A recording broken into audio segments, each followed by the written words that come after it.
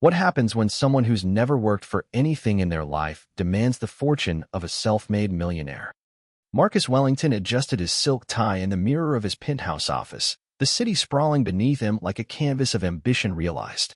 At 42, he commanded an empire built from nothing but determination and an unwavering belief that excellence transcends every barrier society attempts to construct. His journey began in the cramped quarters of East Cleveland, where his grandmother Esther raised him after his parents died in a car accident when he was 7. The neighborhood was unforgiving, its streets lined with broken dreams and boarded windows. Yet Esther, a woman who cleaned offices by night and watched children by day, instilled in Marcus a philosophy that would carry him through every trial. Your worth isn't determined by how others see you, but by how clearly you see yourself. School was Marcus's sanctuary and his battlefield. Teachers who expected little were startled by his voracious appetite for knowledge. He devoured books on economics, philosophy, and history, often reading by streetlight when the electricity was cut off. His classmates sometimes mocked his second-hand clothes and thick glasses, but Marcus understood even then that mockery was the currency of those who possessed nothing else of value. The scholarship to Northwestern University felt like divine intervention. Marcus studied finance and computer science, working 3 jobs to supplement his aid. He faced professors who questioned his presence, study groups that excluded him, and career fairs where recruiters' eyes glazed over when they shook his hand. But Marcus had learned something profound from his grandmother's calloused hands and tired eyes. Success wasn't about proving others wrong. It was about proving yourself right. His first job at a small investment firm paid barely above minimum wage, but Marcus treated it like Harvard Business School. He arrived first, left last, and absorbed every lesson like gospel. When his ideas were dismissed or attributed to others, he documented everything, building not just expertise but character. By 28, he had founded Wellington Capital, a boutique investment firm that specialized in overlooked markets and undervalued opportunities. The firm's success wasn't accidental. Marcus possessed an almost supernatural ability to identify potential where others saw only risk. He invested in technology startups led by women and minorities, renewable energy projects when oil was king, and urban renewal initiatives that transformed forgotten neighborhoods.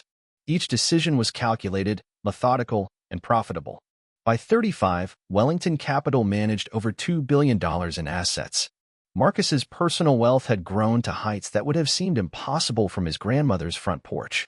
He owned properties in Manhattan, Los Angeles, and London. His art collection included works by Basquiat and Cahind Wiley. He collected vintage watches, rare books, and classic automobiles, not as trophies, but as reminders that beauty and craftsmanship transcend the prejudices of their creators. Yet success brought its own burdens. Marcus found himself increasingly isolated, surrounded by people who saw his wealth before they saw his humanity. Business associates praised his natural rhythm in negotiations. Social acquaintances asked if he played basketball or knew their friend from Howard. The questions seemed innocent individually, but collectively they formed a cage of assumptions that no amount of success could unlock. He established the Esther Wellington Foundation in his grandmother's memory, providing scholarships and mentorship to underprivileged youth. The foundation had helped over 3,000 students attend college, many of whom now worked in fields from medicine to engineering to education. Marcus often visited the foundation's community centers, finding solace in the eager faces of young people who reminded him why the struggle mattered. His personal life remained carefully guarded. Relationships often withered under the weight of expectation and assumption. Some women seemed more interested in his portfolio than his personality. Others treated him like an exotic acquisition, something to be displayed at charity galas and dinner parties. Marcus learned to distinguish between those who saw him as a person and those who saw him as a symbol. The loneliness was perhaps the greatest price of his success. In boardrooms where he commanded respect, he often felt like a performer playing a role written by others. The code switching between his natural self and his professional persona had become so seamless that sometimes he wondered which version was real. Victoria Pemberton lived in a world of inherited expectations and diminishing returns. Born into old Connecticut money, she had grown up in a mansion where portraits of stern-faced ancestors watched from gilded frames, their eyes holding the weight of generations who had never questioned their place in the world's hierarchy. Her childhood was a series of prescribed activities, equestrian lessons, cotillion classes, summers in the Hamptons, and winters in Aspen. Victoria attended Swiss boarding schools and earned a degree in art history from Vassar. not because she loved art, but because it was what Pemberton women did. Her education served as decoration, a pretty trinket that complemented her breeding but offered little substance for navigating a world that increasingly demanded more than pedigree. At 38, Victoria found herself in the peculiar position of being wealthy on paper but cash-poor in reality. The family fortune, built on shipping and steel in the 19th century, had been slowly eroded by poor investments, changing markets, and the expensive maintenance of a lifestyle designed to impress rather than sustain. The mansion required constant repairs, the staff demanded salaries, and the social obligations grew more costly each year. Her marriage to Thornton Pemberton III, a merger disguised as romance, had ended in a bitter divorce that left her with the house, half the debts, and a monthly alimony payment that barely covered the property taxes. Thornton had moved to Monaco with his 25-year-old yoga instructor, leaving Victoria to maintain appearances with a dwindling bank account and growing resentment. Victoria's world was populated by women who lunched and men who golfed, a social ecosystem sustained by inherited wealth and carefully maintained prejudices. They spoke in coded language about those people and changing neighborhoods, their conversations peppered with subtle references to bloodlines and breeding. Victoria had absorbed these attitudes like furniture polish, never questioning their validity because she had never needed to. The social events that once thrilled her now felt like elaborate performances. She wore designer gowns to charity galas while privately calculating which bills could be delayed another month. She smiled at society photographers while wondering how long she could maintain the facade. The irony wasn't lost on her. She was drowning in a sea of privilege, suffocated by the very advantages that were supposed to sustain her. Her attempts at generating income had been half-hearted and unsuccessful. A brief stint as an art consultant ended when clients realized her connections were more impressive than her knowledge. An online boutique selling vintage jewelry closed after 6 months when she couldn't compete with retailers who understood concepts like inventory management and customer service. Victoria's frustration grew with each failed venture. She watched as people she considered inferior, immigrants, minorities, people without her advantages, built successful businesses while she struggled to sell antique brooches on Instagram. The world, she concluded, had become unfair to people like her. Merit, breeding, and proper upbringing no longer seemed to matter in a society that had lost its way. Her social circle provided an echo chamber for these grievances.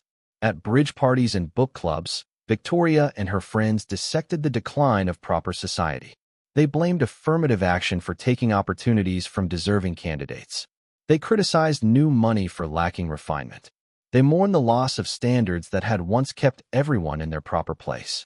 The internet became Victoria's refuge and her poison. She discovered forums and social media groups where people shared her sense of displacement and resentment. These digital spaces validated her feelings while amplifying them, creating a feedback loop of anger and entitlement.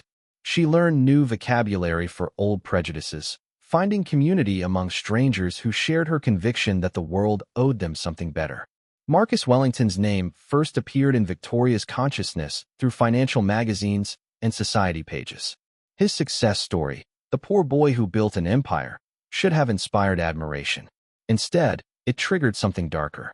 How could someone with his background achieve so much while she, with every advantage, struggled to pay her bills? The question gnawed at her, transforming curiosity into obsession.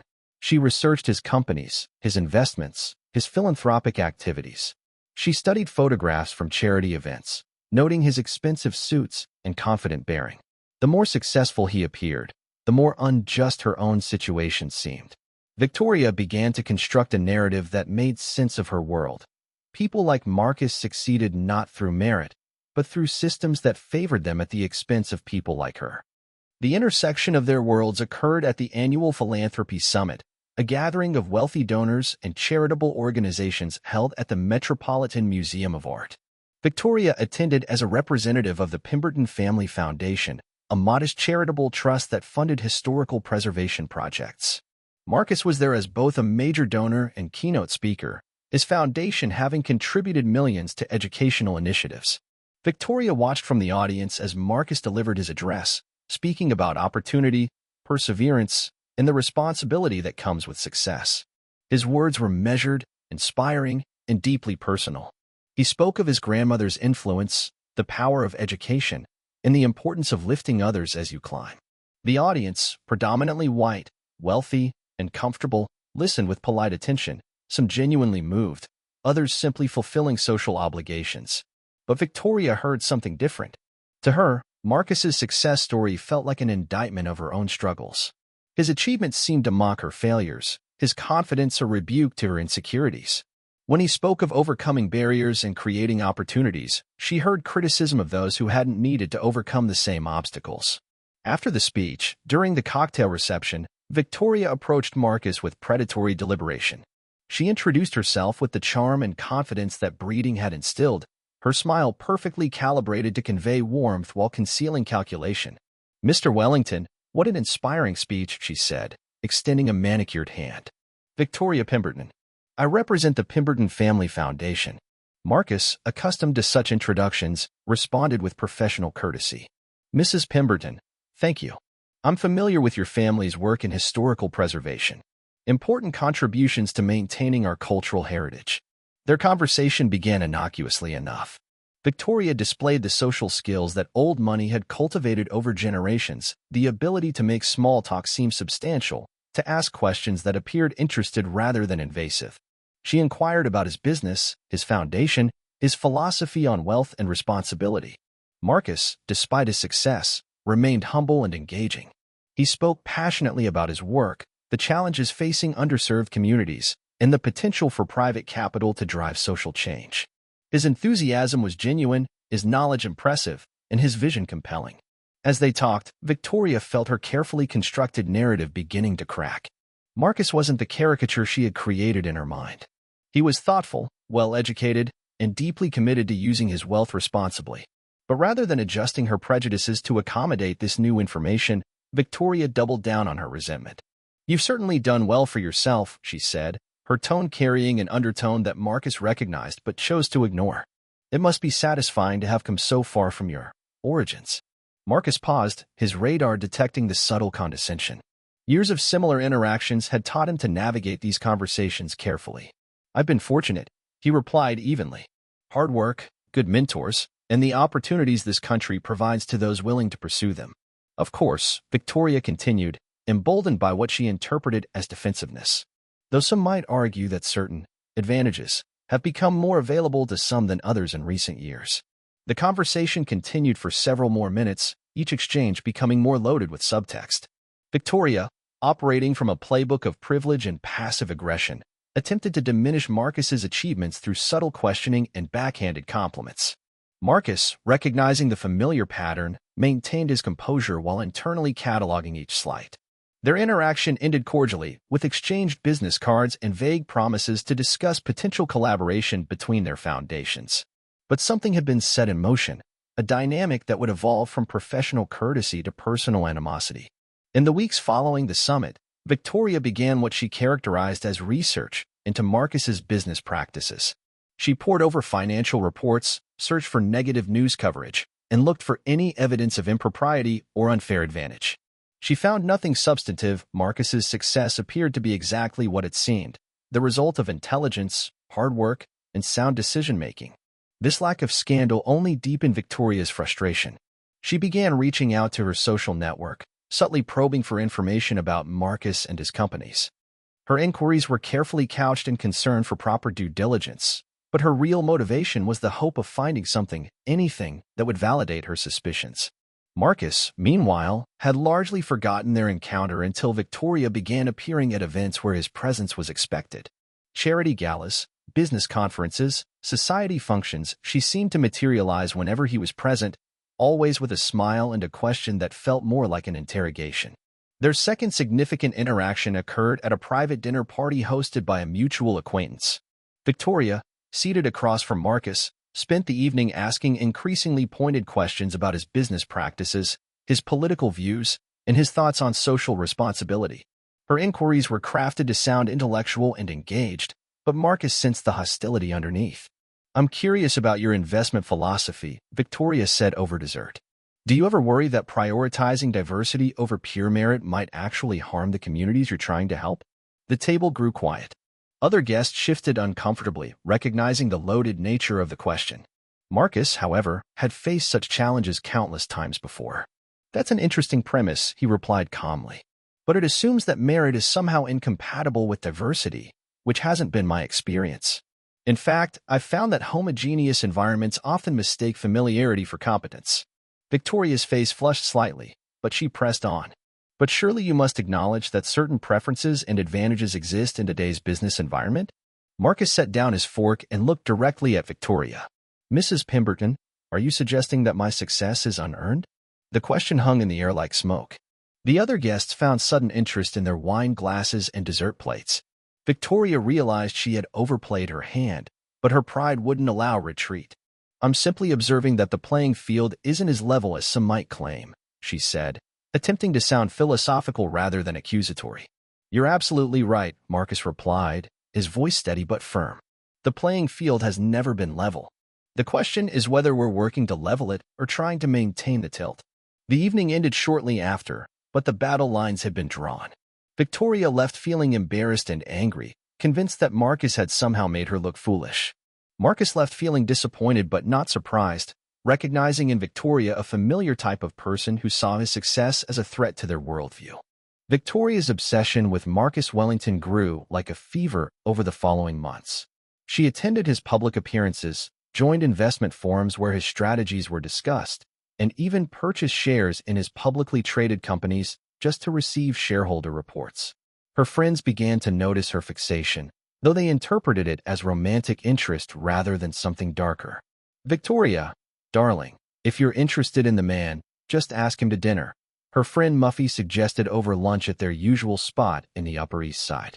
Though I must say, it would be quite the social experiment. But Victoria's interest wasn't romantic. It was something far more toxic.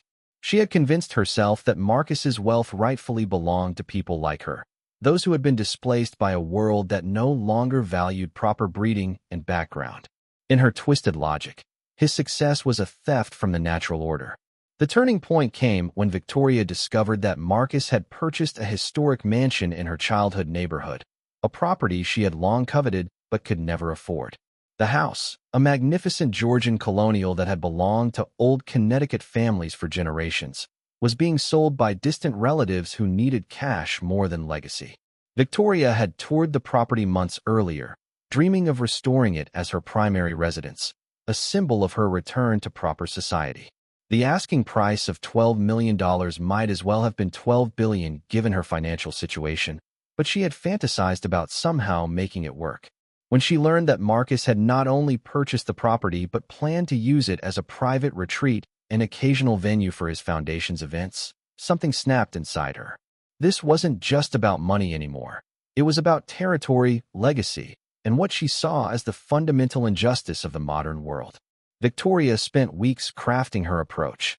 She couldn't simply demand money. That would be too crude, too obvious. Instead, she would appeal to his sense of social responsibility, his stated commitment to justice and equality. She would make him see that true justice required him to share his wealth with those who had been marginalized by changing times. The meeting was arranged through intermediaries, presented as a potential collaboration between their foundations. Victoria suggested lunch at an exclusive club where she held membership, neutral territory that would remind Marcus of the social hierarchies that still mattered in certain circles. Marcus arrived punctually, dressed in a perfectly tailored navy suit that probably cost more than Victoria's monthly expenses. His presence commanded attention even in a room full of wealthy and powerful people. Victoria watched him navigate the social dynamics with ease, greeting acquaintances and showing deference to elderly members whose importance rested more on bloodline than achievement. They were seated at a corner table overlooking the club's manicured gardens. Victoria had chosen the location carefully, public enough to prevent any misunderstanding about her intentions, private enough for the conversation she planned to have. Marcus, she began, having decided that first names would establish the intimacy necessary for her request. I've been thinking a great deal about our previous conversations regarding social responsibility and the obligations that come with success. Marcus, expecting a discussion about charitable partnerships, nodded encouragingly. I'm always interested in exploring new ways to make a positive impact. Victoria leaned forward, her voice taking on the tone she might use when explaining something to a particularly slow child. What I've come to realize is that true social justice requires more than just giving to charity. It requires addressing the systemic disadvantages that have affected people like myself. People who have been pushed aside by policies and preferences that favor others. Marcus's expression remained neutral, but Victoria caught a flicker of something in his eyes. Confusion, perhaps, or the beginning of understanding about where this conversation was heading. "I'm not sure I follow," Marcus said carefully. Victoria had rehearsed this moment countless times. She spoke about historical disadvantages, about how affirmative action and diversity initiatives had created reverse discrimination, about how people from established families were now the truly marginalized class. Her argument was a masterpiece of twisted logic, painting herself and people like her as victims of a system that had overcorrected for past injustices. "What I'm proposing," she concluded, her voice taking on a businesslike tone, "is a private wealth redistribution initiative. You would transfer a significant portion of your assets, let's say half, to people who have been negatively affected by the very policies and systems that enabled your success." Marcus stared at her for a long moment, processing what he had just heard. "Are you asking me to give you my money?" "Not just me," Victoria said quickly, though her face reddened slightly. "A fund that would benefit people who have been disadvantaged by current social and economic trends. People who deserve better than what this new world order has provided." The silence stretched between them like a chasm. Marcus had encountered many forms of prejudice and entitlement throughout his career, but this was something new. A brazen demand dressed up in the language of social justice. A complete inversion of reality that would be comical if it weren't so revealing. "Mrs. Pemberton," Marcus said finally, his voice deadly calm, "let me make sure I understand. You're asking me to give you half of my wealth because you believe that my success has somehow disadvantaged you." Victoria sensed his tone shifting but pressed forward, convinced that her logic was sound. "I'm asking you to acknowledge that your advantages have come at a cost to others, and to take responsibility for leveling the playing field." Marcus felt something cold settle in his chest. This wasn't just about money. It was about something much deeper and more dangerous. Victoria wasn't just asking for charity. She was demanding reparations for what she saw as the crime of his success. "No," Marcus said simply.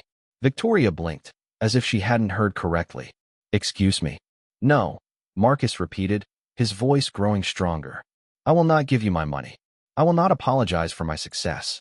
And I will not pretend that your request has any basis in justice, social or otherwise."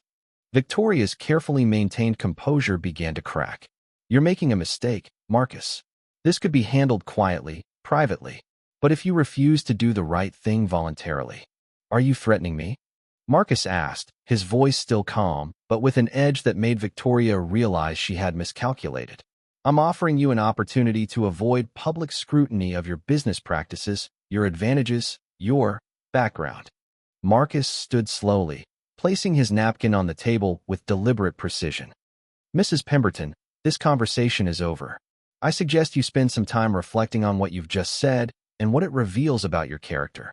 As he walked away, Victoria called after him, her voice carrying across the dining room in a way that violated every rule of proper behavior she had been taught. "This isn't over, Marcus. People need to know who you really are." Victoria's threat proved to be more than empty words. Within days of their disastrous lunch, she began a systematic campaign to damage Marcus's reputation and business interests. Her strategy was sophisticated, leveraging her social connections and understanding of how to manipulate public perception. She started with whisper campaigns in her social circles, spreading carefully crafted insinuations about Marcus's business practices. She suggested that his success was built on government connections and preferential treatment. She questioned the legitimacy of his investment strategies and hinted at possible corruption. Each accusation was vague enough to avoid legal consequences, but specific enough to plant seeds of doubt. Victoria discovered the power of social media as a weapon. She created anonymous accounts and began posting on investment forums, questioning Wellington Capital's returns and suggesting that regulatory authorities should investigate. She shared articles about corporate fraud and corruption, adding comments that obliquely referenced Marcus without naming him directly. Her most effective tactic was appealing to existing prejudices. In conversations with potential investors, she would express concern about diversity hires in financial firms and question whether merit was still the primary consideration in investment decisions. She never mentioned Marcus by name, but her meaning was clear to those who shared her worldview. Marcus initially tried to ignore the campaign, recognizing it as the desperate flailing of someone whose demands had been rejected. But as Victoria's efforts began to affect his business relationships, he realized that silence might be interpreted as guilt. The first concrete impact came when the Whitmore Foundation, a conservative charitable organization, withdrew from a planned investment with Wellington Capital. The foundation's director, a longtime acquaintance of Victoria's family, expressed vague concerns about alignment of values and changing market conditions.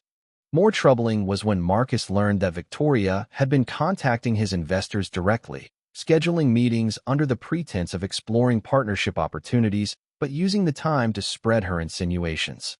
Several clients mentioned these conversations to Marcus, expressing confusion about Victoria's motives, but clearly affected by her implications. Marcus realized he was facing something more dangerous than typical business competition or even standard prejudice.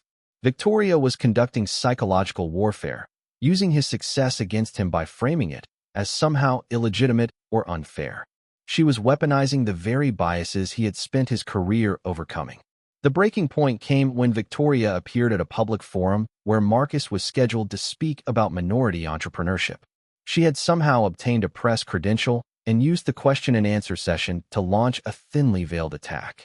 "Mr. Wellington," she said, standing at the back of the auditorium with a voice that carried false concern, "given the advantages that certain communities have received in terms of government contracts, preferential lending, and diversity mandates, how do you respond to critics who suggest that your success story isn't as inspirational as it appears?"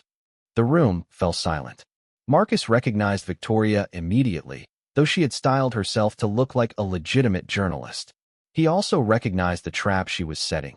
Any response would either validate her premise or make him appear defensive. "That's an interesting question," Marcus replied, stepping closer to the microphone. "It assumes that success by people who look like me is somehow less legitimate than success by people who look like you. It suggests that merit and diversity are mutually exclusive concepts, and it reveals more about the questioner's biases than about my business practices." Victoria pressed forward, emboldened by the public forum. "But surely you must acknowledge that certain groups have received advantages that weren't available to others." Marcus paused, looking directly at Victoria. In that moment, something shifted inside him. He had spent years being diplomatic, measured, careful not to make waves or challenge people's comfort zones. But Victoria's campaign had crossed a line from professional opposition to personal attack, and her public confrontation demanded a different response. "You want to talk about advantages?" Marcus said, his voice carrying clearly through the auditorium. "Let's talk about advantages. Let's talk about inherited wealth, legacy admissions, country club networks, and family connections that open doors before you even knock. Let's talk about the advantage of never having your intelligence questioned because of your skin color, never having your achievements attributed to charity rather than competence, never having to prove that you belong in spaces where your presence is seen as a favor rather than a right." The audience was completely silent now, sensing that they were witnessing something significant. "You ask about advantages as if the playing field was ever level, as if success by someone like me represents some cosmic injustice rather than the system finally working as it should. But here's what I won't do. I won't apologize for my success. I won't pretend that working twice as hard to get half as far is somehow an advantage. And I won't validate the fantasy that my achievements have somehow victimized people who were born on third base but can't figure out how to get home." Victoria's face had gone white, then red. She had expected to rattle Marcus, perhaps force him into a defensive posture that would validate her narrative. Instead, he had turned her attack into a teaching moment, using her own words to expose the prejudices underlying her campaign. "Mr. Wellington," she said, her voice shaking with rage, "I think your response speaks for itself about your true character." Marcus smiled, not with humor but with the cold satisfaction of someone who had just won a battle they didn't want to fight. "Mrs. Pemberton, I agree completely. My response speaks for itself, as does your question." Victoria's public confrontation with Marcus backfired spectacularly. The exchange was recorded and shared across social media platforms, but not in the way she had intended. Instead of exposing Marcus as somehow fraudulent or illegitimate, the video highlighted the stark contrast between his dignified, substantive response and her thinly veiled prejudice. Business publications picked up the story, framing it as an example of the subtle racism that successful minority entrepreneurs still faced. Marcus's measured but firm response was praised as both eloquent and necessary. Victoria, identified through social media investigation, became a symbol of entitled privilege and racial resentment. The backlash against Victoria was swift and comprehensive. Her remaining social connections began distancing themselves, recognizing that association with her had become socially toxic. The charitable organizations where she held board positions asked for her resignation. Even her country club, which had weathered decades of controversy with stoic indifference, quietly suggested that she might be more comfortable elsewhere. But the real consequence for Victoria was internal. Watching the video of her confrontation with Marcus, seeing herself as others saw her, forced a reckoning with what she had become. The entitled demands, the barely concealed racism, the twisted logic that painted her as a victim, it was all there, recorded for posterity and impossible to deny. Marcus, meanwhile, found that Victoria's attack had an unexpected positive effect on his business. The publicity generated interest from investors who admired his handling of the situation. His foundation received an influx of donations from people inspired by his speech. Most importantly, he had finally spoken his truth publicly, expressing frustrations and observations that he had kept private for too long. The mansion that had triggered Victoria's final descent into open racism became a symbol of Marcus's triumph. He transformed it into a retreat center for young entrepreneurs, particularly those from underrepresented communities. The house that Victoria had seen as rightfully hers became a place where others could develop the skills and confidence needed to build their own success. But Marcus derived no pleasure from Victoria's downfall. He understood that her resentment and prejudice were symptoms of a larger social pathology, one that would outlast both of them. He had won this particular battle not through cruelty or revenge, but by refusing to accept premises that would diminish his humanity. 6 months after their confrontation, Marcus received an unexpected letter. Victoria, writing from a small apartment in a lesser neighborhood, offered what appeared to be a genuine apology. She acknowledged the racism underlying her actions, expressed shame at her behavior, and thanked him for responding with dignity rather than destruction. "I realize now," she wrote, "that I had constructed a worldview that required your failure to validate my worth. In demanding your wealth, I was really demanding that the world conform to my prejudices rather than challenging myself to adapt to reality. You showed me that strength isn't about diminishing others, it's about building something that can't be diminished." Marcus read the letter twice, then filed it away. He hoped Victoria's introspection was genuine, but he had learned long ago that his energy was better spent on building than on judging. The young entrepreneurs at his retreat center needed his attention, the foundation's work continued to expand, and new opportunities emerged daily for someone willing to see potential where others saw only problems. Victoria's letter represented a kind of closure, but Marcus understood that the forces she had represented, the resentment, the entitlement, the zero-sum thinking that sees another's success as one's own failure, would persist. There would be other Victorias, other confrontations, other moments when he would need to choose between accommodation and truth. The weight of success, Marcus realized, wasn't just about managing wealth or influence. It was about carrying the responsibility of representation, the burden of being a symbol whether you chose it or not. Every achievement had to be twice as good, every mistake twice as costly, every response measured not just for its immediate effect but for its broader implications. But there was also power in that responsibility. Victoria's attack had forced Marcus to articulate truths he had long held privately. Her demand for his wealth had clarified his values and strengthened his resolve. Her prejudice had inadvertently become a platform for his message of earned success and authentic achievement. In the end, Victoria Pemberton's greatest contribution to Marcus Wellington's story was providing him with an opportunity to demonstrate that his race could not be mocked, diminished, or apologized for. She had demanded his submission and received instead his strongest declaration of self-worth. The boy from East Cleveland who had built an empire through intelligence, persistence, and integrity had faced down the forces that would diminish him and emerged not just victorious, but more authentically himself than ever before. He had shown that true success isn't about accumulating wealth or status, it's about maintaining your dignity while building something larger than yourself. And in the end, that was a lesson worth far more than any amount of money Victoria Pemberton could have demanded.